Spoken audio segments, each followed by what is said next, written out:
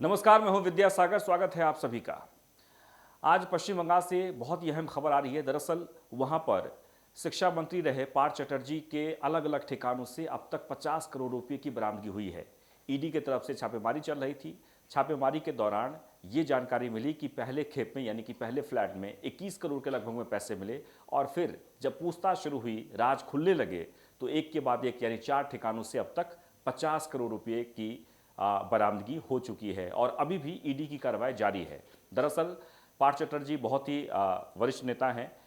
TMC के, लेकिन फिलहाल ममता बनर्जी ने इस आरोप के बाद यानी कि जिस तरीके से लगातार पैसों की बरामदगी हो रही है और बीजेपी की तरफ से यानी कि विपक्ष की तरफ से लगातार वहां पर प्रेशर बनाया जा रहा था, उसके बाद ममता बनर्जी ने एक्शन लिया है और पार्थ चटर्जी को मंत्री पद से हटा दिया गया है, वहीं पार्टी के भी सभी पदों से हटा दिया गया है। ऐसे में पार्थ चटर्जी ने भी अपनी प्रतिक्रिया दी और उन्होंने कहा कि समय आने पर इसका अंजाम भुगतना होगा। इन सब के बावजूद एक बहुत जो महत्वपूर्ण सवाल है जिसे लेकर हम आपके बीच आए हैं वो ये कि लगातार आप खबर के माध्यम से देखते ही होंगे कि किस तरीके से पश्चिम बंगाल में 50 करोड़ रुपए की बरामदगी हुई है। लेकिन जो सबसे इंपॉर्टेंट है उसमें ये कि आज भी देश में 70% लोग ऐसे हैं जो बेरोजगार हैं, रोजगार के लिए दर दर की ठोकरें खा रहे हैं, जो 10,000 रुपये के लिए संघर्ष कर रहे हैं। लेकिन आप ही के पॉकेट से पैसे निकालकर यानी कि कहा यह जा रहा है कि शिक्षा भर्ती घोटाले यानी कि शिक्षक की नियुक्ति होने वाली थी और उसमें पूरे जो पश्चिम बंगाल से पैसे कलेक्शन किए गए वही ये पैसे हैं, यानी नौकरी के बदले पैसे लिए गए थे। और भी तमाम तरह के मंत्रालय में घोटाले हुए, वो तमाम जांच के विषय हैं और जांच चल रही है। जांच के बाद पता चलेगा कि आखिरकार सच क्या है। लेकिन दुखद इस बात की है कि आज भी देश में बहुत सारे ऐसे परिवार हैं जहां भरपेट भोजन नहीं मिलता, भोजन मिलता भी है तो उन्हें पौष्टिक आहार नहीं दिया जाता। लोग यहाँ तक संघर्ष कर रहे हैं। नौकरी के नाम पर लोग इतने परेशान हैं कि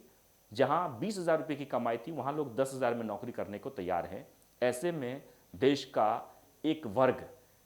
छोटा सा है, लेकिन एक वर्ग के पास सारे पैसे धीरे धीरे शिफ्ट हो रहे हैं, चाहे वो जिस माध्यम से हो, ब्लैक मनी के माध्यम से हो, करप्शन के माध्यम से हो, या फिर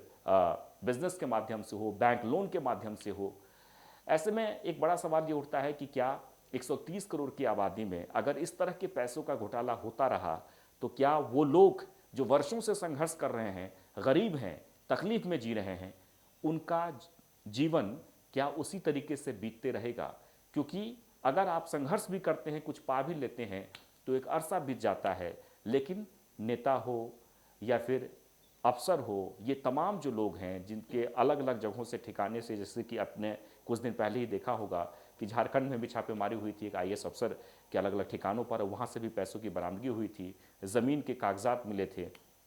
इस तरह की जो बरामदगी होती है, ऐसा लगता है कि अगर इस पर सही तरीके से लगाम नहीं लगाया गया तो देश भ्रष्टाचार के आड़ में दिन ब दिन कंगाल होता जाएगा। पैसा एक वर्ग के पास शिफ्ट होता जाएगा और एक बड़ा वर्ग